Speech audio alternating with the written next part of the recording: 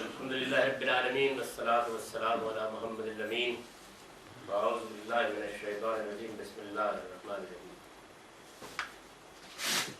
خواتین و حضرات، دین کا صحیح تصور میں ہم عبادت کے معنی کیا ہے اس مقام تک پہنچ گئے تھے، اور اس میں جو بات عرض کرنے کی کوشش کی گئی وہ یہ تھی کہ قرآن مجید نے جس جگہ تمام پیغمبروں کی دعوت کا خلاصہ کیا ہے تو وہاں میں ایک لفظ استعمال کیا ہے اور اس طرح گویا معنی کی طرف اشارہ کیا ہے. یہ آیت بھی کوئی معنی کا ماخذ نہیں ہے، ایک اشارہ ہے کہ اس کی جانب، جس طرح کہ میں نے آپ سے عرض کیا، کیونکہ عربی زبان کا یہ اتنا عام لفظ ہے کہ اس کے معنی یا حقیقت کے بارے میں کوئی شواہد پیش کرنے کی ضرورت نہیں ہے. آگے آپ دیکھیں گے اس عبادت کے معنی کیا ہے. یہ اگر غور کیجئے تو سورہ نحل کی اسی آیت سے واضح ہے. اللہ کی عبادت کے بالمقابل یہاں طاغوت سے بچنے کی ہے. الطاغوت اور قرآن میں بالکل ہم معنی استعمال ہوئے ہیں، یعنی جو خدا کے سامنے سرکشی، تمرد اور استکبار اختیار کرے. شیطان، ابلیس کو شیطان اس لیے کہا گیا، طاغوت اس لیے کہا گیا، یعنی اس کا یہ ایک صفاتی نام ہے، رکھ دیا گیا اس لیے کہ اس نے اللہ تعالیٰ کے مقابل میں سرکشی اور تمرد کا طریقہ اختیار کیا، سرتابی کا طریقہ اختیار کیا. اسی وجہ سے اس کہتے ہیں، یعنی جب آپ صفاتی نام کسی کا رکھتے ہیں، ابلیس تو اس کا نام ہے، یا عزازیل کہہ لیجئے اس کا نام ہے، تو عزازیل کا نام ابلیس کے بارے میں بھی ماہرین لغت یہ کہتے ہیں کہ یہ بھی ایک صفاتی نام ہے. چلیے تھوڑی دیر کے لیے مان لیجئے کہ اس کا اصل نام عزازیل ہی ہے. تو عزازیل کا نام شیطان اصل میں اس کے اس طرز عمل کی وجہ اللہ تعالیٰ کے مقابلے میں اختیار کیا، اور وہاں قرآن مجید نے یہی چیز ابا واستکبر، یعنی اس نے بات ماننے سے انکار کر دیا اور استکبار کیا، یعنی وہ تمرد اور سرکشی کے ساتھ مقابل میں آ کے کھڑا ہو گیا. تو اس وجہ سے اس کا نام شیطان یا طاغوت رکھ دیا گیا اور الہامی لٹریچر میں بالکل عام ہو گیا. اس کا ضد ظاہر ہے کہ عاجزی اور پستی ہے. ضد جو آپ بولتے ہیں ضد کرنے کے معنی میں وہ مؤنث ہوتا ہے، اور جب مقابل کے لیے بولا جائے تو مذکر ہوتا ہے، یعنی اس میں کوئی وحشت نہ ہو. اس کا ضد ظاہر ہے کہ عاجزی اور پستی ہے. چنانچہ عبادت کے معنی ائمہ لغت بالعموم اس طرح بیان کرتے ہیں کہ اصل العبودیہ الخضوع، عبادت اصل میں عاجزی اور پستی ہے. یہاں تک بھی اہل علم کے مابین کوئی اختلاف نہیں، یعنی جتنے ائمہ لغت ہیں وہ بھی جب کہیں گے کہ عبادت کا مفہوم کیا ہے، عبادت کی حقیقت کیا ہے، تو وہ کہیں گے الخضوع والتذلل. بلکہ یہ دو لفظ تو گویا یوں سمجھیے کہ جہاں آپ دیکھیں گے لکھے ہوئے مل جائیں گے. اس میں بھی کوئی اختلاف نہیں. اس میں مولانا مودودی کو بھی کوئی اختلاف نہیں. چنانچہ انہوں نے جب لفظ عبادت کی بحث شروع کی ہے تو یہ دیکھیے انہوں نے قرآن کی 4 بنیادی اصطلاح میں لکھا ہے، عربی زبان میں عبودہ، عبودیت اور عبدیت کے اصل معنی خضوع اور تذلل کے، یعنی یہاں تک بھی، اور یہاں اختلاف ہو نہیں سکتا. اس کی وجہ یہ ہے کہ زبان میں پامال مادہ ہے اور اتنا زیادہ استعمال ہوتا ہے اپنے مختلف مشتقات میں کہ اس کے اصل معنی کے بارے میں کوئی یہ نہیں ہے کہ 2 رائے ہو گئی ہیں یا 3 رائے ہو گئی ہیں. ائمہ لغت بھی وہی کہتے ہیں، میں بھی وہی عرض کر رہا ہوں، مولانا مودودی سے بھی یہی کہتے ہیں، الخضوع والتذلل. اچھا، خضوع اور تذلل ہے، یہ کیا چیز ہے؟ یعنی تھوڑی دیر کے لیے اس کو سمجھ دیکھیے. غلطی، اب جہاں سے غلطی ہوتی ہے وہ کیا چیز ہے، یعنی میرے نزدیک، ہو سکتا ہے کسی دوسرے کے نزدیک ٹھیک ہو وہ بات، جیسے میں سمجھتا ہوں یا جس جگہ سے صورتحال تبدیل ہوئی ہے. آپ نے اردو زبان کا ایک لفظ سنا ہوگا، ذلت. ذلت ایک احساس ہے اور ذلت کے کچھ مظاہر ہیں. یعنی مثلا میں کسی آدمی کے ہاں گیا اور اس نے میرے ساتھ جو رویہ اختیار کیا، میں نے اس میں ذلت محسوس کی، تو اصل میں تو ایک داخلی کیفیت ہے نا جو میرے اندر پیدا ہوئی. فرض کیجئے کہ اس نے اپنے ظاہری رویے میں بھی کوئی ایسا کام کر ڈالا کہ آپ یا کوئی اور آدمی بھی اگر دیکھتا، ایک تو یہ نا کہ میں نے محسوس کیا، تو یہ میرا داخلی احساس ہے، میری داخلی کیفیت ہے ذلت. کسی دیکھنے والے نے محسوس کیا تو یہ اصل میں اس داخلی احساس کا اظہار بھی تو ہوگا نا. یعنی اگر مثال کے طور پر آپ نے یہ محسوس کیا کہ اس شخص کی تذلیل ہوئی ہے تو یہ آپ کا بھی احساس ہو سکتا ہے، لیکن اس کے کچھ مظاہر بھی ہو سکتے ہیں۔ ایک شخص نے دوسرے کے مقابلے میں ذلت محسوس کی، لیکن حالات ایسے ہیں کہ سرتابی نہیں کر سکتا، تو آپ کہتے ہیں نا ذلیل ہو کے رہ رہا ہے، تو ذلیل ہو کے رہ رہا پھر کچھ مظاہر کا نام ہے۔ یعنی آپ اس کے رہنے کے انداز، اس کے کام کرنے کے انداز، یعنی آپ دیکھتے ہیں کہ روز گالی پڑتی ہے چھوڑتا نہیں، ٹڈا پڑتا ہے چھوڑتا نہیں، عزت نفس پامال کر دی جاتی ہے چھوڑتا نہیں، تو پھر آپ کہتے ہیں نا کہ بھئی یہ ذلیل ہو کے رہ رہا ہے۔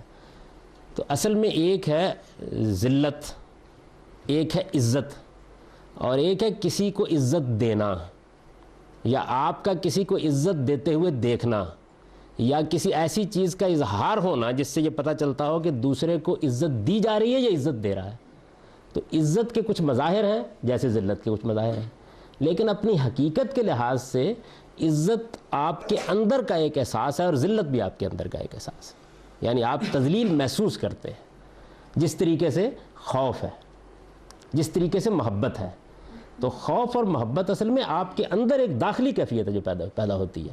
اب اس کا اظہار اس شکل میں بھی ہو سکتا ہے کہ آپ کا رنگ پھک ہو گیا ہو، اس شکل میں ہو سکتا ہے کہ آپ کی چیخ نکل گئی ہو، اس صورت میں بھی ہو سکتا ہے کہ آپ ڈر کے بھاگ کھڑے ہوئے ہوں۔ مثال کے طور پر سیدنا موسیٰ کا واقعہ بیان کیا جاتا ہے نا کہ جیسے ہی انہوں نے آگ دیکھی اور اللہ تعالیٰ نے ان کے ساتھ مکالمہ شروع کیا اور ان کا عصا سانپ بن گیا تو ولّا مدبرا، بھاگ کھڑے ہوئے۔ یعنی ایک خوف کی کیفیت طاری ہوئی۔ آپ کو خود زندگی میں، مجھے بھی، آپ کو بھی یہ تجربہ ہوا ہوگا کہ ایک احساس ہوتا ہے، بسا اوقات ہم اتنا قابو پا لیتے ہیں خوف کے احساس کے اوپر کہ خارج میں نہیں احساس ہوتا کہ ہم خوف زدہ ہیں۔ کئی بار تجربہ ہوا ہوگا۔ اچھا، یہی صورتحال آپ دیکھیں محبت کی ہوتی ہے، یہی غصے کی ہوتی ہے، یہی نفرت کی ہوتی ہے۔ یعنی آپ کے اندر ایک داخلی کیفیت اصل میں پیدا ہوتی ہے، یہ کوئی خارجی چیز نہیں ہے، البتہ مظاہر خارجی ہوتے ہیں۔ وہ خوف زدہ کرنے والے کے حوالے ہو سکتے ہیں، وہ خوف زدہ ہونے والے کے حوالے سے بھی ہو سکتے ہیں، وہ محبت کرنے والے کے بھی حوالے سے ہو سکتے ہیں، اور جس سے محبت کی جا رہی ہے اس کے حوالے سے بھی ہو سکتے ہیں۔ مظاہر ہوں گے۔ شادی، آپ بولتے ہیں نا لفظ شادی۔ اب شادی جو ہے، اب دیکھیے کتنے مختلف پہلوؤں سے شادی کی ایک حقیقت ہے، وہ میں آپ سب جانتے ہیں، جن کی شادی ہوئی ہے خوب جانتے ہیں، اور شادی کے مظاہر ہیں۔ شادی ایک تقریب بھی ہے، شادی کھانے پی جگہ بھی ہے، شادی یعنی زردہ پکانے کا بھی ایک موقع ہے، شادی ڈول ڈمکے کا بھی ایک موقع ہے۔ یعنی کچھ چیزیں ایسی ہیں، ایک شادی کی حقیقت ہے، اور ایک جب وہ تقریب ہوتی ہے تو اس میں شادی کے مظاہر پیدا ہوتے ہیں۔ اور بھی آپ دیکھیے، یعنی ایک آدمی کی شادی ہو رہی ہوتی ہے اور آپ کہتے ہیں میں شادی سے ہو کے آیا ہوں، آپ شادی سے ہو کے نہیں آئے ہوتے، سمجھ رہے ہیں نا میری بات؟ یعنی آپ شادی کی حقیقت سے نہیں، آپ اس تقریب سے ہو کے آئے ہوتے ہیں۔ یعنی شادی کا جو واقعہ ہوا ہے، وہ شادی کے واقعے نے جو اپنے خارج میں مظاہر پیدا کیے ہیں، ان میں سے کسی مظہر میں آپ بھی شریک ہو کے آ گئے ہیں۔ کھانا کھا کے آ گئے ہیں آپ، مہندی کے گیتوں میں کچھ دیر بیٹھ کے آ گئے ہیں، یا کوئی اور آپ نے چیز اختیار کر لی ہے۔ تو یعنی ایک چیز ہے کسی چیز کا وہ جو آپ کے اندر پیدا ہوتا ہے، یا کسی چیز۔ تو جس طرح نفرت ایک داخلی کیفیت ہے، جس طرح محبت ایک داخلی کیفیت ہے، اسی طریقے سے خضوع اور تذلل بھی ایک داخلی کیفیت ہے۔ یعنی خضوع جو ہے، جب عربی میں بلفظ خضوع بولیں گے یا تذلل بولیں گے، دیکھیے یہ لفظ جو ہے نا تذلیل نہیں بولا گیا، تذلل۔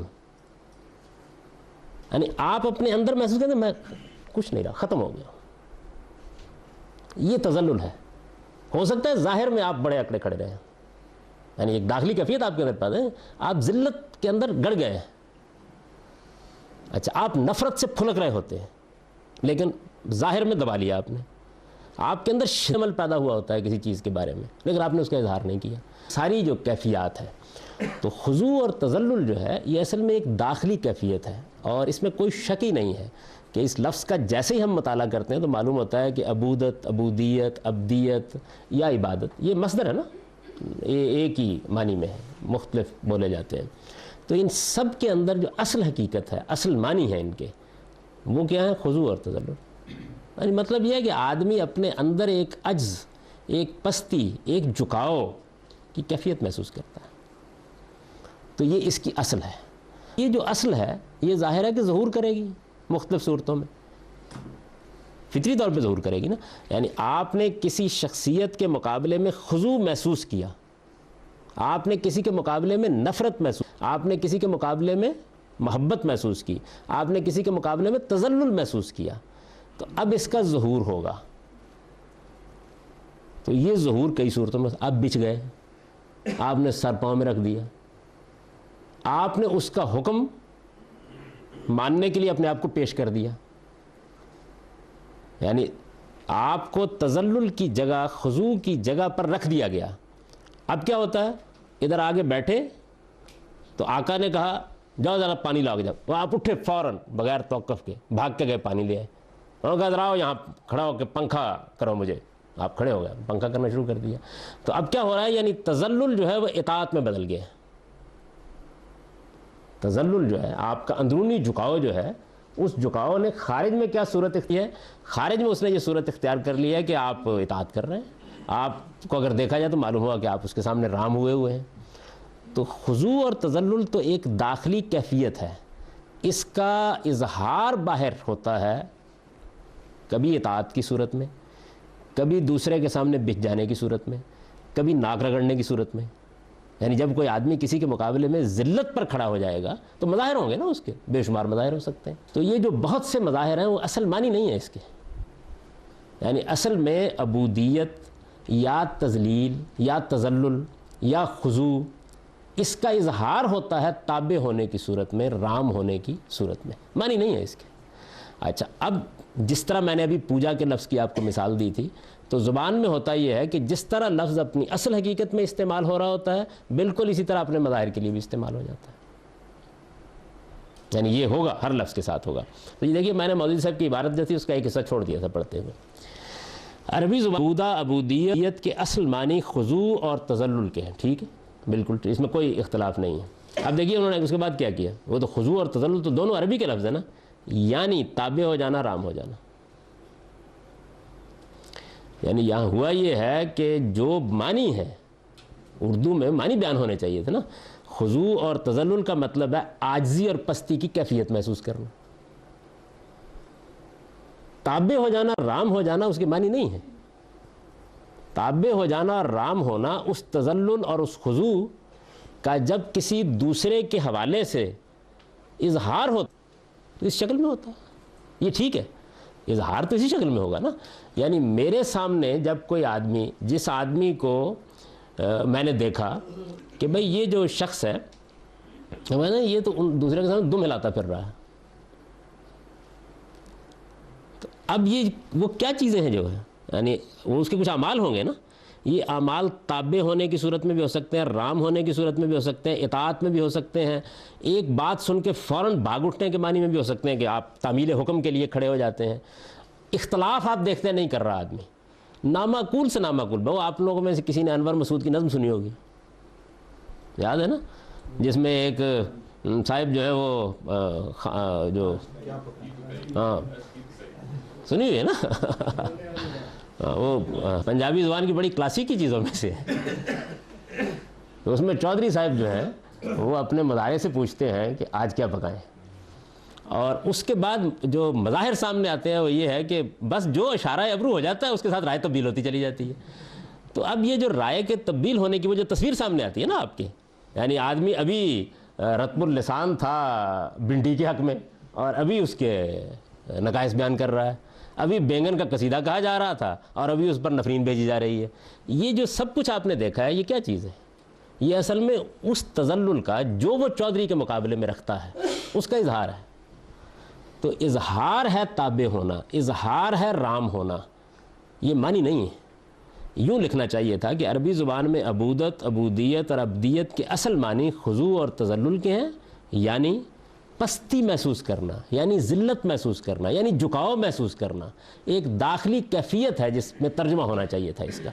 تو ایک یعنی کے بعد آپ چونکیں گے نہیں جب اس کو پڑھیں گے, وہی یک لحظہ غافل گشتمو صد زالہ راہ دوش. اب میں آپ کو بتاؤں گا کہ یہ اتنی سی بات ہے, جملہ پورا یہی ہے, میں نے آپ کو سنا دیا. اصل معنی خضوع اور تذلل کے ہیں, یعنی تابع ہونا, رام ہو جانا. اگر ایک لفظ میں یہ بیان کروں تو میں یہ کہوں گا کہ انہوں نے عبودیت کے معنی عربی زبان کے الفاظ کی حد تک بالکل ٹھیک بیان کیے, عبادت کے معنی عربی زبان کے حد تک خضوع اور تذلل وہی لفظ ٹھیک بیان کیے، اس کے بعد اصل میں اس کے مظہر اور اس کے تقاضے کو مانی، یعنی جو غلطی ہے وہ یہ ہے۔ اگر اس بات کو آپ یہاں سمجھ لیجئے پھر واضح انشاءاللہ۔ چنانچہ ایمانی ائمہ لغت بالعموم اس طرح بیان کرتے ہیں کہ اصل العبودیات خضوع و تذلل، عبادت اصل میں عاجزی اور پستی ہے، یعنی یہاں تک کوئی اختلاف نہیں ہے۔ آپ نے دیکھا کہ ان کو بھی کوئی اختلاف اس لیے کیا نہیں جا سکتا، یہ تو یوں سمجھ لیجئے کہ اہل زبان کا اجماع ہے یا زبان کے ماہرین کا اجماع ہے کہ عبادت یہ ہوتی ہے خضوع اور تذلل، یہ ایک داخلی کیفیت ہے، یہ آگے بیان ہوگا۔ یہ چیز اگر خدا کی رحمت، اب ظاہر ہے کہ میرے اندر تذلل اور خضوع ایک بادشاہ کے لیے بھی ہو سکتا ہے، ایک آقا کے لیے بھی ہو سکتا ہے، یہ کسی شیطان کے لیے بھی ہو سکتا ہے، یعنی یہ تو مختلف خدا کے مقابلے میں خضوع اور تذلل یہ لفظ کے اندر شامل نہیں، لیکن جب آپ کہیں گے خدا کی عبادت کرو تو ظاہر ہے کہ پھر وہ خضوع اور تذلل کیسے پیدا ہوتا ہے پھر اس کو دیکھنا پڑے گا۔ یعنی اب یہ جو کچھ آگے بیان ہو رہا ہے وہ اصل میں لفظ کے نسبت کے تبدیل ہونے سے بیان ہو رہا ہے، وہ معنی کا کوئی سوال نہیں، معنی ہو گئے، جیسے میں نے اس کا ترجمہ کیا عبادت اصل میں عاجزی اور پستی ہے، تو عاجزی اور پستی ہمارے، اچھا یہ پستی سے وہ پستی مراد نہ لیں، اردو زبان میں پستی جو ہے وہ ایک منفی مفہوم میں بھی استعمال ہوتا ہے، یعنی اس شخص کے اخلاق میں بڑی پستی آ گئی، یہ مطلب نہیں ہے، وہی عجز، جھکاؤ، یعنی آپ گر گئے، وہ جس کو بیان کیا جاتا ہے نا کہ سیدنا عمر رضی اللہ عنہ رسول اللہ صلی اللہ علیہ وسلم کی وفات کے بعد مسجد میں آیا، انہوں نے کہا کہ جو شخص یہ کہے گا کہ حضور دنیا سے رخصت ہو گئے گردن مار دو، کیفیت تھی ان کی۔ تو جب سیدنا ابو بکر صدیق نے یہ کی تو وہ کھڑے ہوئے اور انہوں نے اس موقع کے اوپر کوئی 2-4 منٹ کی گفتگو کی، اور اس میں انہوں نے کہا کہ وہ یعنی تھوڑی سی گفتگو کرنے کے بعد صورتحال انہوں نے دیکھ لی، عمر بہت بڑے آدمی تھے، انہوں نے کہا یہ تو مسئلہ پیدا ہو گیا، تو لوگ جمع ہوئے تھے، ظاہر ہے کہ ایک بڑا حادثہ ہو گیا تھا، تو انہوں نے جو گفتگو کی تو اس کے آخر میں قرآن کی وہ آیت پڑھی کہ جو شخص اللہ کی بندگی کرتا تھا اسے معلوم ہونا چاہیے کہ خدا حی و قیوم ہے، اور جو محمد کی بندگی کرتا تھا اسے معلوم ہونا چاہیے کہ وہ مر گئے، یعنی یہ بڑی سخت صورتحال انہوں نے بیان کی، اور آیت بھی اسی طریقے سے پڑھ دی۔ حضرت عمر جو ہے وہ خود اپنی کیفیت بیان کرتے ہیں کہ جب وہ آیت پڑھتے چلے گئے تو مجھے یہ محسوس ہوا کہ آج ہی نازل ہوئی ہے، قرآن میں ہے وہ آیت، آدمی کو تنبؤ نہیں ہوتا، اور پھر میں اپنے یعنی پاؤں کے اوپر گرتا چلا گیا، یعنی میں کھڑا نہیں رہ سکا، یعنی یک بیک وہ جو ایک آدمی کے اندر کیفیت پیدا ہوتی ہے، ایک داخلی جھکاؤ، یہ کیا ہو گیا ہے یہ صورتحال، تو اس صورتحال کو گویا انہوں نے بیان۔ اصل میں جب ہم کسی ہستی کے مقابلے میں، وہ ہستی اللہ تعالیٰ ہو یا کوئی، اس کے مقابلے میں ایک تذلل، ایک عجز، ایک پستی کی کیفیت محسوس کرتے ہیں تو عربی زبان میں اس کے لیے لفظ عبادت استعمال کیا جاتا ہے، یہ اس کا اصل مطلب ہے۔ یہ چیز اگر خدا کی رحمت، قدرت، ربوبیت اور حکمت کے صحیح شعور کے ساتھ پیدا ہو، یعنی اب یہ جو چیز ہے اس کا تعلق معنی سے نہیں ہے، اس کا تعلق انسان کے شعوری احساس سے، اس نے عبادت کا لفظ سنا ہوا ہے، نماز پڑھ کے فارغ ہو جاتا ہے، ہو سکتا ہے کہ نماز بھی اس نے پڑھی ہو، اس نے سجدہ بھی کیا ہو، لیکن وہ کیف ہے، وہ اس نے محسوس نہ کی ہو۔ تو جب آپ کسی چیز کی تحلیل کرتے ہیں یا اس کا تجزیہ کرتے ہیں تو آپ اصل میں اس میں انسانوں کے اعمال پر رکھ کے اس کو نہیں دیکھتے، انسان تو بے شعوری میں بعض عمل کر رہے ہوتے ہیں، حقیقت کے لحاظ سے یہ چیز کیسے پیدا ہونی چاہیے۔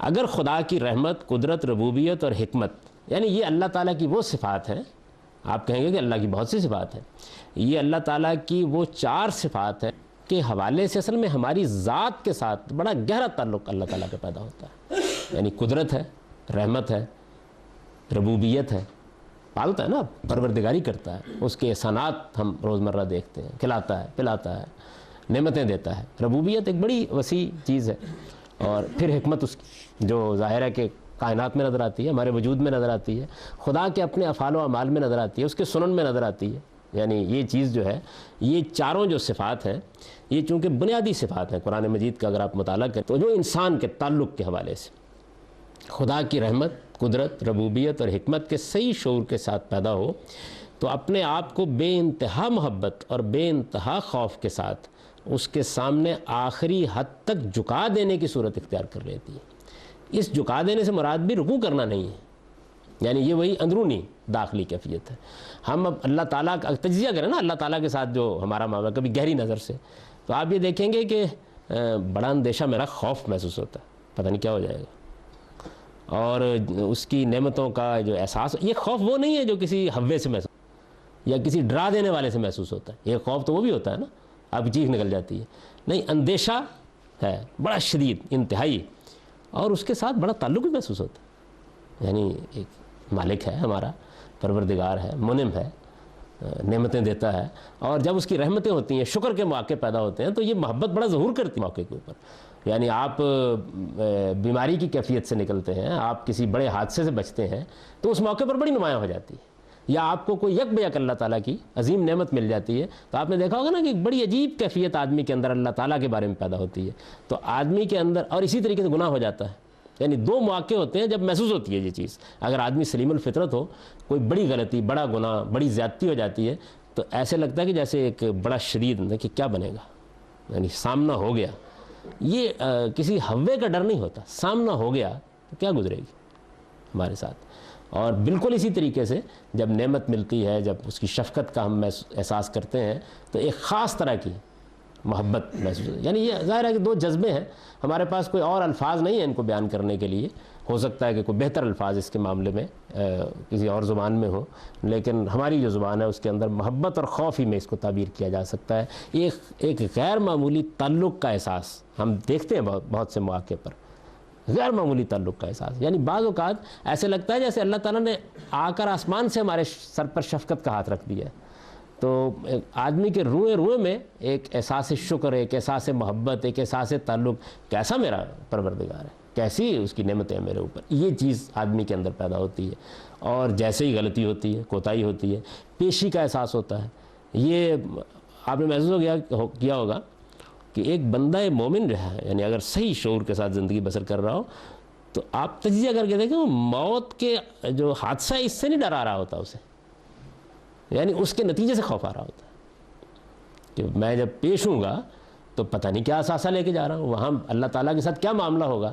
تو اس طرح کے مواقع ہیں جن پر آپ اس جذبے کو محسوس کرتے ہیں.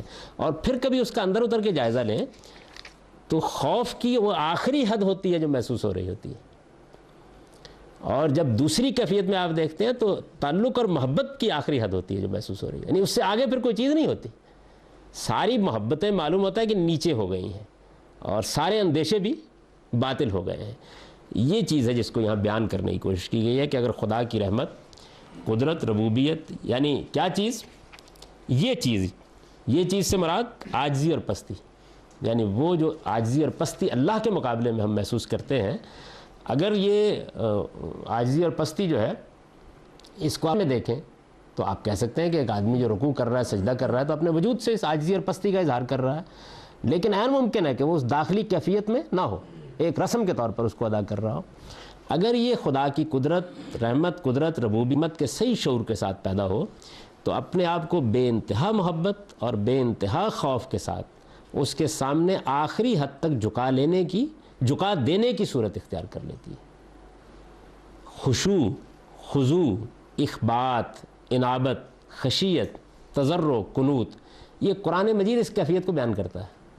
یعنی یہ الفاظ ہیں جو اگر قرآن میں دیکھیں نا، مثلا وہ کہے گا کہ اللہ کے بندے اس کے سامنے اختیار کرنے والے ہوتے ہیں، اللہ کے بندے اس کے سامنے خضوع اختیار کرنے والے ہوتے ہیں، اللہ کے بندے اس کی طرف انابت اختیار کرتے ہیں، وہ مخبتین ہیں، وہ یتضرعون، تضرع اختیار کرتے ہیں، وہ قنوت اختیار کرتے ہیں. یعنی یہ مختلف تعبیریں ہیں جو اصل میں اس کیفیت کو قرآن بیان کرتا ہے. ایک تو ہے نا مظاہر اس کے، تو قرآن مجید اللہ تعالیٰ کے ساتھ جو ہمارا تعلق ہے عبودیت کا، جو بندگی کا تعلق ہے یا عبادت کا تعلق ہے، عبادت اپنی حقیقت کے لحاظ سے، اب اس کو تعبیر کرے گا. ہم نے اس کو تعبیر کیا خضوع اور تذلل میں، تو قرآن مجید اس کے لیے خضوع کا لفظ بھی استعمال کرتا ہے، خشوع کا لفظ بھی استعمال کرتا ہے، اخبات اور خشیت کا لفظ بھی استعمال کرتا ہے، اور قنوت اور تضرع کے الفاظ بھی استعمال کرتا ہے. یعنی ان کے سامنے قرآن پڑھا جاتا ہے تو یہ تضرعون کوئی خارج نہیں ہے، ایک داخلی کیفیت ہے جو آپ اپنے اندر محسوس کرتے ہیں. یہ سب الفاظ قرآن میں اسی حقیقت کی تعبیر کے لیے ہوئے ہیں. یعنی یہی جو اندرونی جھکاؤ ہے، اندرونی پستی ہے آدمی کی، نماز میں خشوع ہونا چاہیے. تو نماز میں جو خشوع ہے وہ آپ کی ایک داخلی کیفیت ہے. کس کے سامنے؟ ایک اندیشے کی کے سامنے، ایک خوف کی کیفیت کس کے سامنے؟ خدا کے سامنے آپ محسوس کرتے ہیں. یہ سب الفاظ قرآن میں اسی حقیقت کی تعبیر کے لیے استعمال ہوئے ہیں. یہ دراصل ایک داخلی کیفیت ہے. یعنی یہ اصل بات کہنا مقصود ہے کہ عاجزی اور پستی جو ہے اس کے مظاہر تو ہوتے ہیں، بہت سے ہوتے ہیں، لیکن اصل میں یہ دراصل یعنی یہ حقیقت میں ایک داخلی کیفیت ہے جو انسان کے اندر پیدا ہوتی اور اس کے نہا خانہ وجود کا احاطہ کر لیتی. میں نے اس کی کچھ مثالیں دی ہیں کہ وہ مواقع کون سے ہوتے ہیں جب ہم اس کو محسوس کرتے ہیں. یعنی وہ مواقع جو انتہائی اللہ تعالیٰ سے خوف کے مواقع آتے ہیں ہماری زندگی میں، اللہ تعالیٰ کے ساتھ انتہائی تعلق کے مواقع، بڑی محبت محسوس ہوتی ہے، بڑی شفقت محسوس ہوتی ہے، بڑی نعمت کا احساس ہوتا ہے، بڑی رحمت کا احساس ہوتا ہے، اور اس موقع کے اوپر ایک بے پایاں بے کنار محبت آدمی امٹتی ہوئی محسوس کرتا ہے. اور ایسے ہی خوف میں بعض اوقات آپ محسوس کریں. ایک تو وہ خوف میں نے عرض کیا نا کہ جو کسی ڈراؤنی چیز کو دیکھ کے نہیں، یعنی اس کے حضور میں پیشی کا اندیشہ، اس لیے کہ جواب دہی کہ احساس کی وجہ سے وہ پیدا ہوتا ہے. اللہ تعالیٰ کا سامنا کرنا ہے، ایک دن وہ ہوگا اور ہم ہوں گے. تو یہ کیفیت جو ہے اس داخلی کیفیت ایک ہی بات ہے، یعنی اس میں کوئی نئی بات نہیں کہی گئی. معنی کو اللہ تعالیٰ کے حوالے سے بیان کر دیا گیا. یعنی وہ عاجزی اور پستی جو ہے وہ اللہ تعالیٰ کے حوالے سے ہم کیوں محسوس کرتے ہیں؟ اس لیے محسوس کرتے ہیں نا کہ بے پایاں قدرت، بے مت، یعنی ہمارا احاطہ کیے ہوئے اور ایک ایک عمل میں غیر معمولی حکمت. کبھی آپ دیکھیے نا ایک انسان کا وجود ہے تو آپ اس کو میز کے اوپر کھول دیتے ہیں، جب ڈاکٹر لوگ اس کو دیکھتے ہیں یا تجزیہ کرتے ہیں اس کا، تو اس کے بعد یعنی قدرت کا احساس آسمان کو دیکھ کے زیادہ پیدا ہوتا ہے. وہاں حکمت کا بڑا غیر معمولی اثر. یہ کیا چیز ہے؟ یعنی کیا چیز ہے؟ کیا توازن ہے؟ کیا احساس ہے؟ کس طریقے سے ایک ایک چیز کو متعلق کیا گیا ہے؟ یعنی ہم جو اس کو، اور پھر جب ایک ماہر طب بتاتا ہے ہم کو کہ دیکھیے یہ ایک نس، یہ دیکھیے ایک شریان، یہ دیکھیے خون کی گردش کا ایک طریقہ، یہ دیکھیے جگر کا ایک فعل، یہ کیسے عجیب و غریب طریقے سے متعلق ہوا ہوا. تو اگر کبھی دیکھنا ہو تو خدا کی دیکھنے کے لیے، یعنی کیسے حکیمانہ طریقے سے اس نے چیزوں کے درمیان ربط پیدا کیا ہے. کائنات بڑی وسیع ہے، بڑی بے پناہ حکمت ہے اس میں، لیکن وہ آئنسٹائن کی کتاب میں زیادہ نظر آتی ہے، دیکھنے میں کم نظر آتی ہے.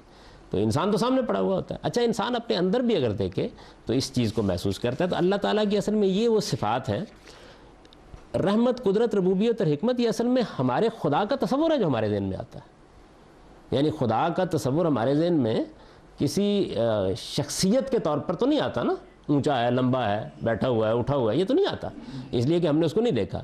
تو اللہ تعالیٰ ہمارے ساتھ متعلق ہوتے ہیں یا اپنی قدرت کے پہلو سے، یا اپنی رحمت کے پہلو سے، یا اپنی ربوبیت کے پہلو سے، یا اپنی حکمت کے پہلو سے. تو یہ جو تعلق ہمارے اندر پیدا ہوتا ہے یہ پھر ڈھل جاتا ہے بے انتہا محبت میں، بے انتہا خوف میں، اور اس کے نتیجے میں وہ جھکاؤ کی کیفیت، وہ پستی کی کیفیت، وہ عجز کی کیفیت پیدا ہوتی ہے. قرآن اس کو ان اصطلاحات سے تعبیر کرتا ہے: خشوع، خضوع، اخبات، انابت، خشیت، تضرع، قنوت. یہ کوئی نئی بات نہیں کہی کہ خدا کے تعلق سے اس عاجزی اور پستی کو بیان کر دیا گیا، یعنی اسی بات کو جو معنی ہے عبادت کے.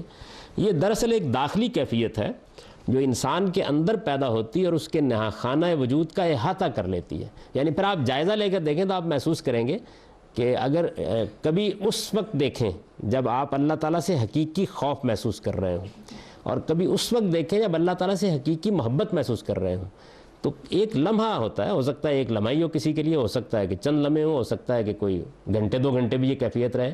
ایسے معلوم ہوتا ہے کہ جس طرح اس وقت اور کچھ باقی نہیں رہا. یعنی ماں باپ، تعلقات، روابط، کاروبار، اندیشے، کچھ دیر کے لیے آپ خالی ہو جاتے ہیں اس سے. تو یہ نہا خانہ وجود کا احاطہ کر لینا ایسی غیر معمولی چیز ہے. تو یہ چیز جو ہے یہ پیدا ہوتی ہے. ذکر، شکر، تقوی، اخلاص، توکل، تفویض اور تسلیم و رضا، یہ سب عبد و معبود کے مابین اس تعلق کے باطنی مظاہر ہیں. یعنی اب یہ ہے کہ وہ خوف جو ہے وہ پھر اندر کچھ صورتیں اختیار کرتا ہے، کچھ صورتیں باہر اختیار کرتا ہے، کچھ صورتیں اندر اختیار کرتا ہے. تو اندر جو صورتیں اختیار کرتا ہے وہ یہ، یعنی آپ کو اس وقت خدا یاد آ جاتا ہے، آپ شکر کے جذبات سے لبریز ہو، آپ اس کے حضور میں پیشی کے معاملے میں بے پرواہ نہیں رہتے، متنبع سے ہو جاتے ہیں. اچھا، وہ لمحہ ہوتا ہے جب آپ حقیقی شعور محسوس کر رہے ہوتے ہیں، ایسے لگتا ہے کہ جیسے آپ کا عمل بھی بالکل خالص ہو گیا، یعنی آپ محسوس کرتے ہیں کہ نہیں، اس کو دھوکہ تو نہیں دیا جا سکتا نا، یعنی وہ اندر کی کیفیت ہے نا جو یہ آپ کے اندر چیز پیدا کرتی ہے۔ اچھا، اگر فرض کر لیجئے کہ اس موقع کے اوپر آپ کو کوئی اقدام کرنا ہے تو پھر یہ توکل اور تفویض اور تسلیم و رضا میں تبدیل ہو جاتے ہیں۔ یعنی یہ ایسا نہیں ہے کہ ہر موقع کے اوپر آپ ان چیزوں کو ایسے ہی محسوس کر رہے ہوتے ہیں، انہی مواقع کے اوپر دیکھیے وہ ہوتی ہیں ہمارے اندر، اصل میں اس وقت ان کا ظہور ہو جاتا ہے، خدا یاد آ جاتا ہے، یک بیک یاد آ جاتا ہے۔ یک بیک جب یاد آتا ہے تو ایک تو یہ نا کہ آپ نے اس وقت محسوس کیا کہ اللہ یاد آ گیا، یا ایک آدمی نے اس موقع کے اوپر سبحان اللہ کہہ دیا، تو سبحان اللہ کے الفاظ تو اصل میں آپ کی اس داخلی کیفیت کا اظہار ہے۔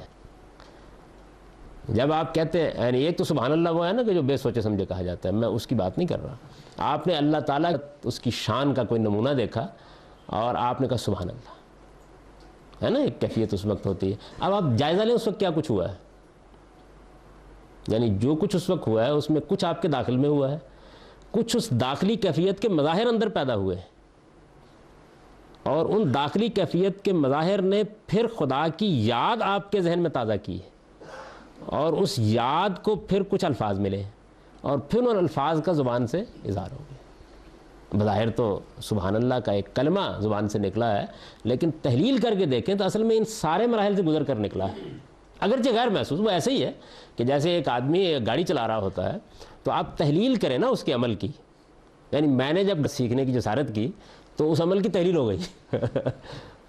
آپ دیکھیں کہ یہ ایک مسئلہ بن گیا کہ بھائی کلچ کو آہستہ آہستہ چھوڑا کیسے جاتا ہے، اور دیکھیے یہ کتنا سادہ عمل ہے، لیکن اب گاڑی چلانے والا روز کر رہا ہوتا ہے، یعنی وہ غیر محسوس طریقے سے کر رہا ہوتا ہے۔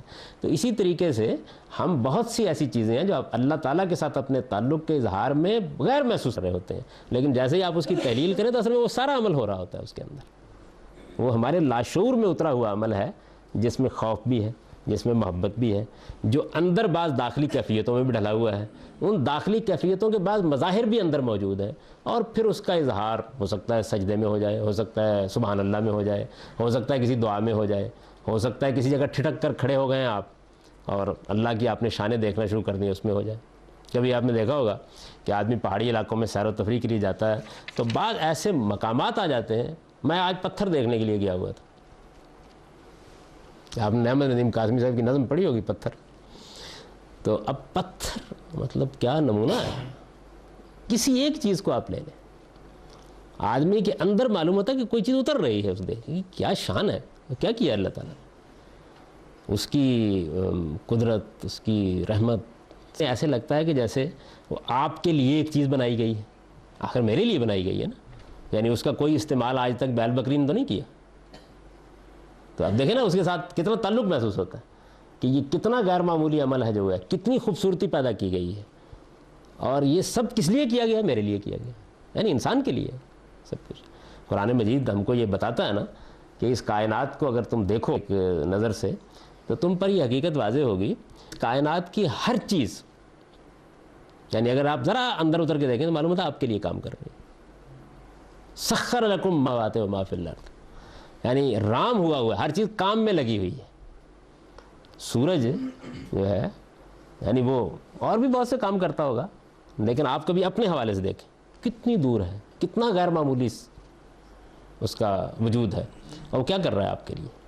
یعنی وہ مثال شاہ ولی اللہ نے غلط نہیں دی کہ خربوزے کو بھی پتہ نہیں ہے اور سورج کو بھی پتہ نہیں ہے، لیکن بہرحال وہ کر رہا ہے۔ تو مطلب یہ ہے کہ عبادت اصل میں ایک داخلی کیفیت ہے، یہ کیفیت ہمارے اندر پیدا ہوتی ہے، تو قرآن اس کی بھی کچھ تعبیریں اختیار کرتا ہے۔ وہ تعبیریں وہ ہیں خشوع، خضوع، اخبات وغیرہ، یہ اندر ہمارے بعض جذبات و احساسات پیدا کرنے کا باعث بنتی ہے، وہ مظاہر ہیں اس کے باطنی مظاہر، ان کے لیے بھی قرآن کچھ تعبیریں اختیار کرتا ہے۔ یعنی یہ جو بات ہے یہ محض کوئی منطقی بات نہیں ہے، بلکہ قرآن کو جب ہم پڑھتے ہیں تو وہ اللہ تعالیٰ کے ساتھ ہمارے عبودیت کے تعلق کو مختلف پہلوؤں سے بیان کرتا ہے۔ کبھی بیان کرتا ہے اس کی حقیقت کے لحاظ سے، کبھی بیان کرتا ہے اس کے باطنی مظاہر کے لحاظ سے، اور کبھی بیان کرتا ہے اس کے خارجی مظاہر کے حوالے سے، یعنی ظاہر ہے ہر پہلو سے بیان کرے گا۔ تو یہ میں نے اس کو بالکل کیٹیگرائز کر دیا ہے کہ داخلی کیفیت کو جب وہ الفاظ دیتا ہے تو یہ دیتا ہے، اور جب اس کے مظاہر جو باطن میں ہوتے ہیں ان کو الفاظ دیتا ہے تو یہ دیتا ہے۔ یہ سب عبد و معبود کے مابین اس تعلق کے باطنی مظاہر ہیں۔ اب آگے اس کی تشریح کی ہے میں نے۔ اس کے معنی یہ ہے کہ بندہ اس تعلق میں اپنے پروردگار کی یاد سے اطمینان حاصل کرتا، اس کی عنایتوں پر اس کے لیے شکر کے جذبات کو اپنے اندر ایک سیل بے پناہ کی طرح امٹتے ہوئے دیکھتا، اس کی ناراضی سے ڈرتا، اسی کا ہو رہتا، اس کے بھروسے پر جیتا، اپنا ہر معاملہ اس کے سپرد اور اپنے پورے وجود کو اس کے حوالے کر دیتا، اور زندگی میں ہر قدم پر اس کی حاصل کرنے کے لیے بےتاب رہتا ہے۔ یہ کیفیت ہمہ وقت ہم میں سے کسی کو بھی حاصل نہیں ہوتی۔ یعنی جب شعور بیدار ہوتا ہے، مختلف مراحل آتے ہیں تو ان میں سے کوئی نہ کوئی چیز پیدا ہو جاتی ہے۔ یعنی اگر آپ جائزہ لے کے دیکھیں، یہ اندر ہوتی ہے، اندر کہیں گڑی ہوئی ہوتی ہے، لیکن کبھی ہم مظاہری میں الجھے ہوئے ہوتے ہیں، کبھی اس کے ہم باطنی کیفیتوں میں ڈوب جاتے ہیں، اور کبھی یعنی آپ یہ دیکھیں گے کہ وہ محض مراسم میں ڈلی ہوئی ہوتی ہے۔ موقع پر کبھی دیکھیے نا آپ، یعنی جائزہ لے کے دیکھیے تو ہم نماز پڑھنے کے لیے نکل رہے ہوتے ہیں تو بھئی ایک خدا کے سامنے جا رہے ہوتے ہیں نا، ہمیں نماز بھی پڑھنا ہوتی ہے، وہاں جا کر ہم نے اللہ تعالیٰ کے احکام کے تحت کچھ آداب بھی بجا لانے ہوتے ہیں، تو کبھی وہ محض مظاہر ہوتے ہیں، کبھی ذرا سی اندر توجہ ہو جائے تو پھر وہ سب کچھ نظر آ جاتا ہے۔ یعنی عمل جو ہو رہا ہوتا ہے تو بظاہر یہ ہے کہ آپ نے بہت اچھے کپڑے پہنے ہوئے ہیں اور آپ نے بچوں کو کی انگلی پکڑی ہوئی ہے اور آپ عیدگاہ کی طرف جا رہے ہیں، اور نماز میں آپ جا کے کھڑے ہو گئے ہیں، امام صاحب نے خطبہ پڑھ دیا ہے، یہ مظاہر ہے۔ لیکن ان مظاہر کے پیچھے اگر آپ جھانک کر دیکھیں تو یہ سب کچھ ہے۔ توجہ ہوگی نمودار ہو جائے گا، توجہ نہیں ہوگی تو مظاہر جیسے آپ گاڑی چلاتے ہیں آپ سے آپ ہوتے رہتے ہیں۔ تو یہ جو میں نے چیزیں بیان کی اصل میں وہ ذکر، شکر، اخلاص، توکل، تفویض اور تسلیم اور رضا کے معنی ہے۔ اس کے معنی کر دیے میں نے، اور کچھ نہیں ہے، بات وہیں ختم ہو گئی ہے۔ ابھی تک ہم باطن میں کھڑے ہیں، یعنی عبادت ایک داخلی کیفیت ہے۔ یہ داخلی کیفیت کیا ہے؟ خضوع اور تذلل۔ ہمارے اندر یہ اگر صحیح شعور کے ساتھ پیدا ہو، خدا کی صحیح معرفت کے ساتھ پیدا ہو، خدا کی صحیح پہچان کے ساتھ پیدا ہو، اور وہ قرآن کی روح سے صفاتی ہے، یعنی اللہ تعالیٰ کے صفات کو ہم محسوس کرتے ہیں اپنی ذات کے ساتھ متعلق، اور اس سے ہمارے اندر اس کی معرفت پیدا ہوتی ہے، تو بے انتہا محبت اور بے انتہا خوف کے ملے جلے احساس کے ساتھ ایک جھکاؤ اور پستی کی صورت میں نمودار ہو جاتی ہے، یعنی وہی عاجزی اور پستی۔ اس کے لیے پھر میں نے بتایا کہ قرآن مجید کی تعبیریں کیا ہیں، اور پھر ایک فرق کیا ہے کہ خشوع باطنی کیفیت ہے اور ذکر یا شکر یا تقوی اس باطنی کیفیت کا اندرونی اظہار ہے۔ یہاں ذکر سے مراد یاد ہے، وہ نہیں جو ذکر کرتے ہیں آپ، وہ ایک اور چیز ہے، یعنی وہ اب الفاظ میں ڈل گیا، وہ تو اصل میں ذکر کا خارجی ظہور ہے۔ یہاں ذکر سے مراد یاد، یعنی خدا یاد آ جاتا ہے نا، یہ ایک اندر باطن میں آپ کی کیفیت، یہ باطنی مظاہر ہے۔ تو گویا ہمارے سامنے ایک ہے عبادت کی حقیقت، ایک ہے اس کے باطنی مظاہر، اور اب ہم کہاں پہنچے؟ ظاہری۔ انسان کے ظاہری وجود میں اس تعلق کا ظہور جن صورتوں میں ہوتا ہے ان کے بارے میں قرآن کا ارشاد ہے۔ یہ یعنی میں نے قرآن مجید کی آیت نقل کر دی کیونکہ خاص موقع پر قرآن مجید نے اس کو ایک پیدا ہونے والی کیفیت کے ظہور کی صورت میں بیان کیا ہے، اس لیے اس کا انتخاب کیا ہے، ورنہ بڑی سادہ سی چیز ہے۔ یعنی ظاہر ہے کہ وہ باطنی مظاہر جو ہے وہ خارج میں انسان جب سے دنیا میں رکوع میں ڈھلے ہیں، سجود میں ڈھلے ہیں، یعنی خارج میں وہ اسی صورت میں ڈھلتے ہیں۔ انما یؤمن بآیاتنا الذین اذا ذکروا بها خروا سجدا وسبحوا بحمد ربهم وهم لا یستکبرون تتجافى جنوبهم عن المضاجع يدعون ربهم خوفا وطمعا ومما رزقناهم ينفقون۔ یعنی یہ صحابہ کرام کی کیفیت ہے، جب ان کے سامنے، اصل میں ہمارے سامنے تو دین توارث سے آ رہا ہے نا۔ آپ سوچئے نا تھوڑی دیر کے لیے کہ آدمی جس کو قرآن نے سورہ فاتحہ میں بیان کیا ہے کہ خدا کا بندہ جو ہے وہ 6 صدی میں ہاتھ اٹھا کے کھڑا ہے اور یہ کہہ رہا ہے کہ پروردگار تیری ربوبیت میں کوئی شک نہیں، میں جانتا ہوں کہ تو مالک یوم الدین ہے، لیکن یہ کیا ہو گیا ہے؟ یعنی یہود کی طرف دیکھتا ہوں اور نصارہ کی طرف دیکھتا ہوں، یہی ہے نا تیری دعوت کے علمبردار، ایک طرف ظالین کھڑے ہیں، دوسری طرف مغضوب علیہم کھڑے ہیں، تو یہ صراط المستقیم، بتا راستہ سیدھا کون سا ہے؟ تو جب آدمی اس کا، ہمیں تو مل چکا، یعنی وہی بات کہ آپ تو گاڑی چلانا سیکھ چکے ہیں، اب مل چکا ہے، لیکن وہ جب ملا پہلی بار تو قرآن نے 2-3 جگہ پر اس کی تصویریں کھینچی ہیں. یعنی جب ان کو اللہ تعالیٰ کی آیتیں ان کے سامنے پہلی بار پڑھ کر سنائی گئیں تو آدمی کے اوپر انکشاف حقیقت ہوتا ہے. وہ مل گئی، مجھے سیدھی راہ مل گئی، کیا کہہ رہا کہ تو اسی طرح کا ایک موقع یہ ہے کہ ہماری آیتوں پر تو بس وہی ایمان لاتے ہیں جن کا معاملہ یہ ہے کہ جب ان کے ذریعے سے، یعنی ان آیتوں کے ذریعے سے انہیں یاد دہانی کی جاتی ہے. یہ اس ابتدائی کیفیت کا بیان ہے جو اس وقت ہوئی. یاد دہانی کی جاتی ہے تو سجدہ ریز ہو جاتے ہیں اور اپنے پروردگار کی حمد کی تسبیح کرتے ہیں اور سرکشی کا رویہ اختیار نہیں کرتے. ان کے پہلو بستروں سے الگ رہتے ہیں. وہ اپنے پروردگار کو خوف و طمع کے ساتھ پکارتے ہیں اور جو کچھ بخشا ہے اس میں سے اس کی راہ میں خرچ کرتے ہیں. یہ ظاہر میں یعنی کیا ہوا جب وہ یاد دہانی پیدا ہوئی، ذکروا بآیات، یاد ہے یعنی پہلے کیا ہوا؟ پہلے یہ ہوا کہ وہ داخلی کیفیت پیدا ہوئی. اس داخلی کیفیت نے ایک باطنی مظہر کی صورت اختیار کی، وہ اللہ کی یاد ہے، وہ معلوم ہے ہمارا پروردگار، یعنی وہی خدا کا تصور وہ ایک باقاعدہ یاد کی صورت میں قرآن کی تذکیر کے نتیجے میں ڈھل گیا. اور پھر اس کے نتیجے میں جو کچھ ظاہر ہوا وہ کیا تھا؟ سجدہ، تحمید، تسبیح. اب بھی ایسے ہی ہوتا ہے.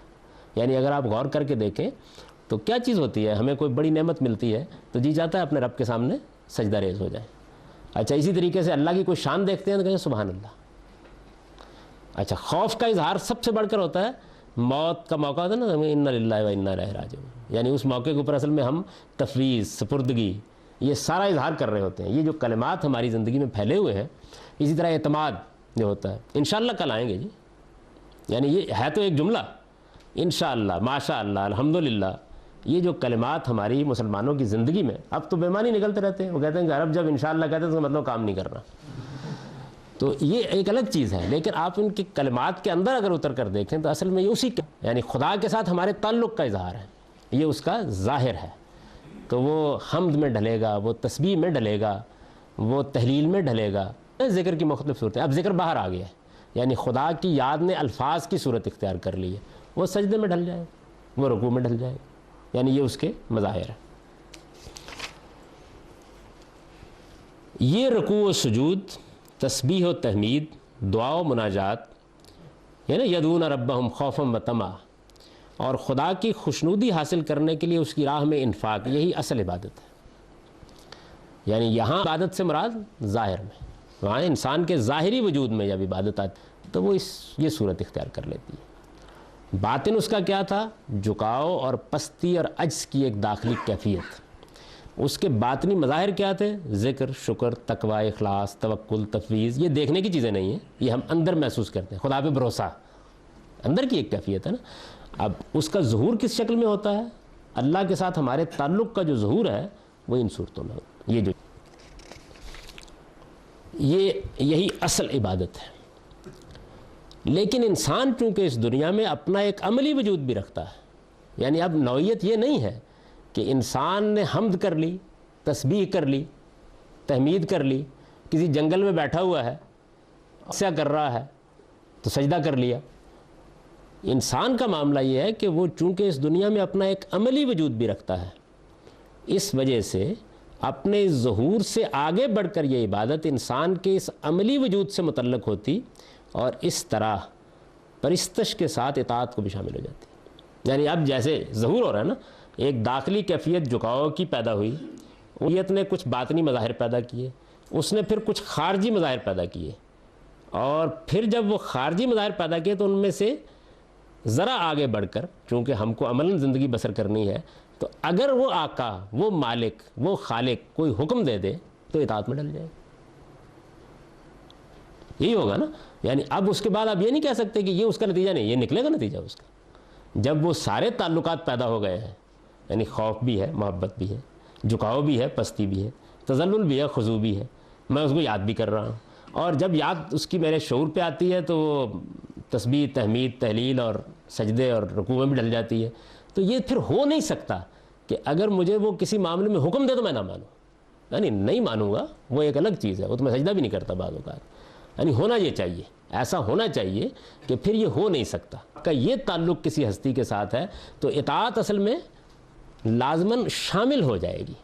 یعنی اسی کیفیت کا ایسے سمجھیے جیسے ظہور ہوتا چلا گیا تو پھر جب حکم دیا گیا تو اطاعت آ گئی. وہ بھی ہو جائے گی، لیکن آپ محسوس کریں گے کہ داخلی کیفیت جو ہے وہ دائمی ہے، باطنی مظاہر جو ہیں یہ تنبؤ سے پیدا ہوتے ہیں، خارجی جو چیزیں ہیں وہ اس تنبؤ کا اظہار کرتی ہیں، اور اطاعت کا مسئلہ اس وقت پیدا ہوتا ہے جب حکم دیا جائے.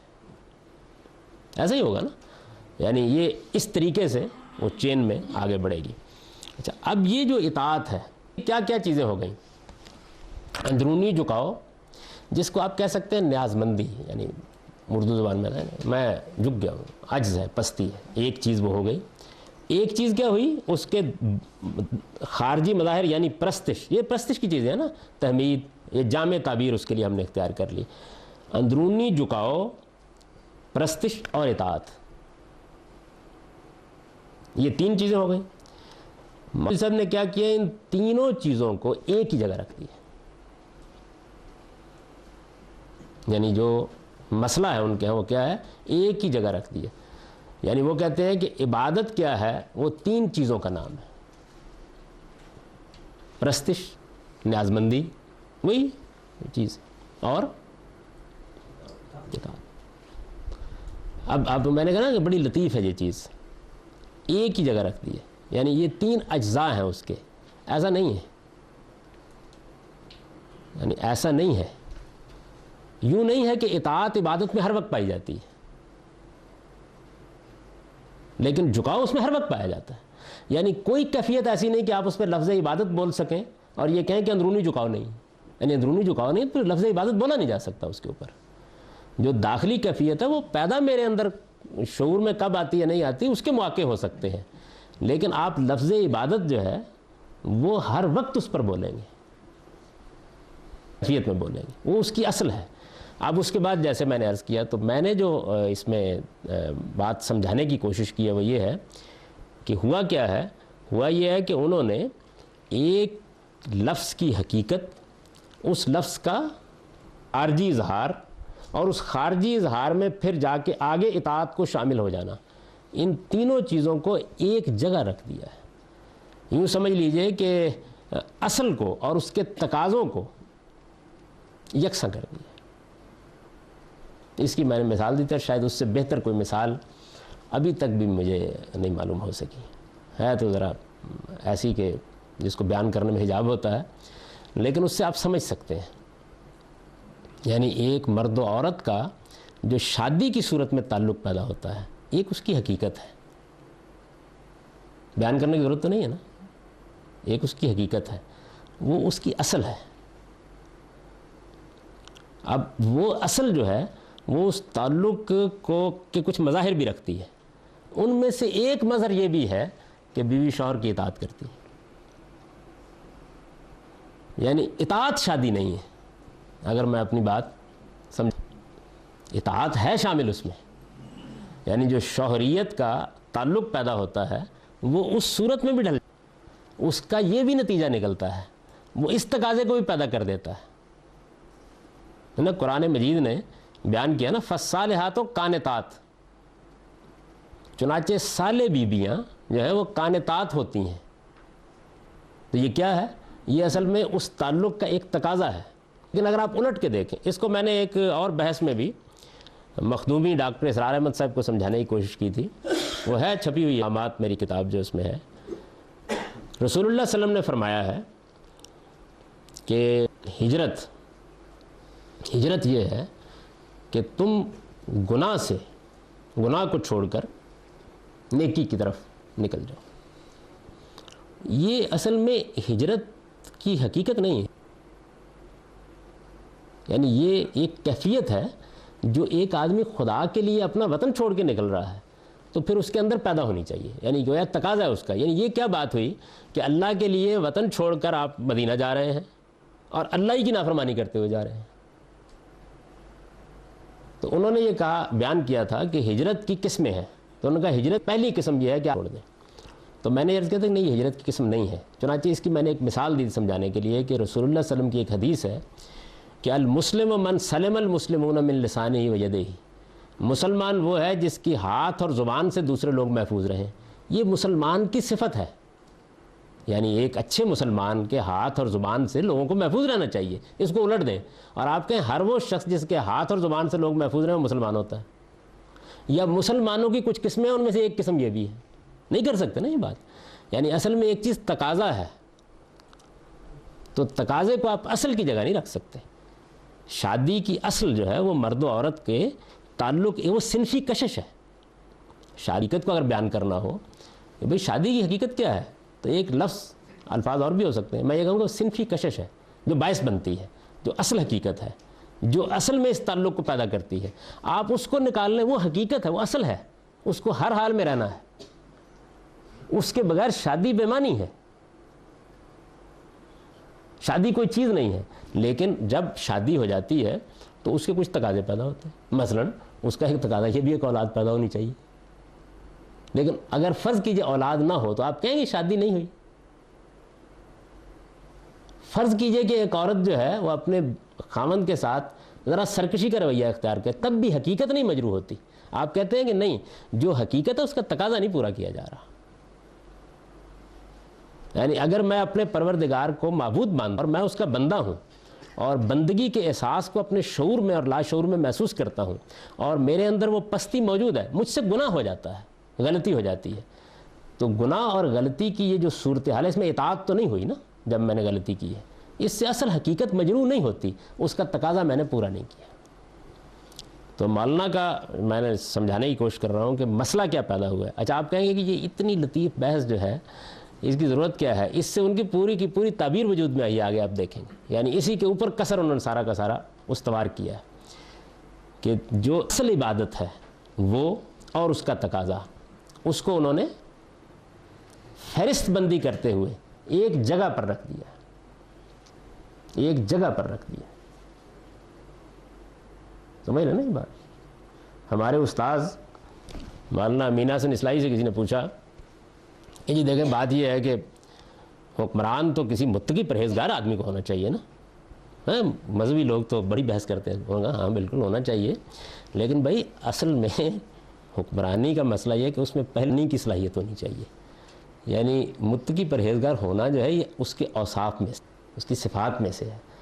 تو انہوں نے بھی وہی مثال دی کہ اگر کوئی آدمی کسی بچی کا رشتہ لینے دینے کے لیے جائے اور آدمی بن کے یہ کیا بندہ ہے، ہر وقت مسجد میں رہتا ہے، بڑا متقی پرہیزگار ہے، جی کمانے میں کوئی حد ہی نہیں ہے، دولت بڑی دے رکھی ہوئی ہے، اب آپ نے سب سے بات بیان کیا کہ مرد نہیں ہے، تو یعنی یہ وہ اصل ہے، وہ اصل ہے، یہ اس کے لوازم ہے، یہ اس کی صفات ہیں، یہ اس کے تقاضے ہیں۔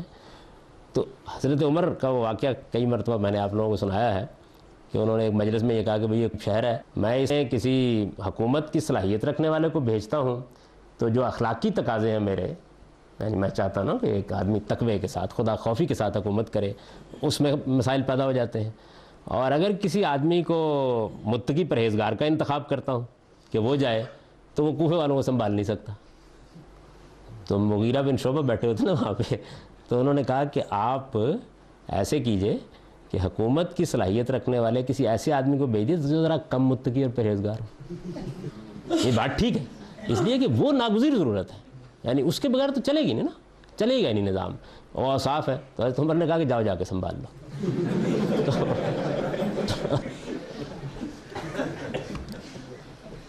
تو ہے تو یہ ایک نازک اور ہو سکتا ہے کہ میں اس کا ابلاغ نہ کر سکا ہوں، لیکن اصل میں یہ ہے کہ عبادت اصل میں کیا ہے، وہ باطن میں کیا کرتی ہے، وہ ظاہر میں کیسے ظہور کرتی ہے، اور پھر وہ آگے بڑھ کر اطاعت تک کیسے پہنچتی ہے، یہ اصل میں ایک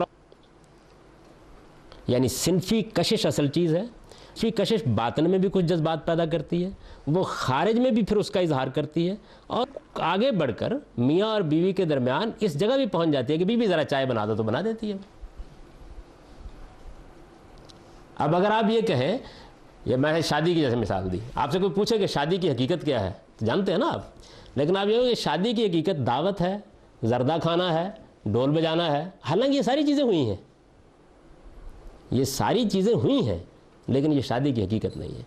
تو مولانا کا جو مسئلہ ہے وہ یہ، اب میں بتاتا ہوں کہ کیسے یہ مسئلہ ہے. ابھی ہے؟ نہیں جی 55 منٹ ہو گئے. اچھا پھر آپ نے بتایا کیوں نہیں؟ میں نے کہا یہ چل رہا ہے، یہ مثال رہ نہ جائے. تو مطلب یہ ہے کہ میں نے آپ کو اصول میں بتایا ہے کہ کیا فرق واقع. اب انشاءاللہ میں آپ تحریروں سے بتاؤں گا کہ دیکھیے کیسے یہ فرق واقع اور پھر کہاں پہنچ گیا. تو اقول قولی ھذا واستغفر اللہ لی.